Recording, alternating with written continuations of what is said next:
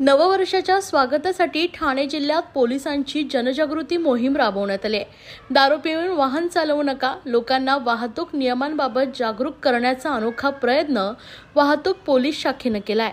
तरुणांचे रस्ते अपघातापासून संरक्षण व्हावे व त्यांना वाहतूक नियमांबाबत जागरूक करावं या उद्देशाने आज वाहतूक पोलीस विभागातर्फे ठाणे शहर व जिल्ह्यातील कल्याण भिवंडी येथे एकाच वेळी विशेष जनजागृती मोहीम राबवण्यात आली।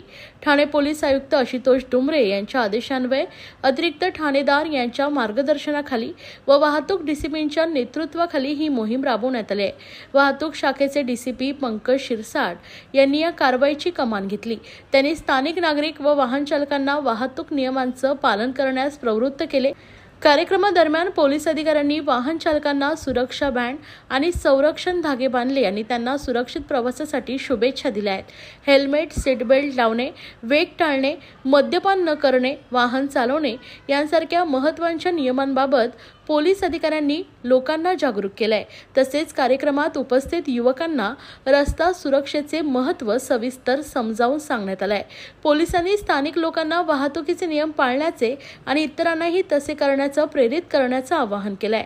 या मोहिमेच्या शेवटी पोलिसांनी सर्व नागरिकांना सुरक्षित आणि सतर्क राहण्याचा संदेश दिला आहे। नमस्कार।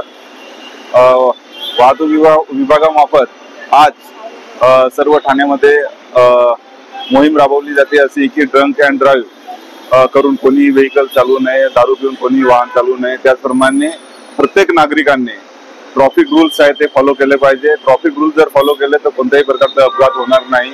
त्याचप्रमाणे आज जी कारवाई केली जाते की 30% अनुषंगाने बरेच लोक जे आहेत ते ड्रिंक करतात, त्यामुळे ड्रिंक केल्यानंतर कोणी वाहन चालवू नये आणि दारू पिऊन वाहन चालवल्यामुळे अपघात होतात ते टाळावे यासाठी आमच्या आज मोठ्या प्रमाणात मोहीम चालू आहे। धन्यवाद।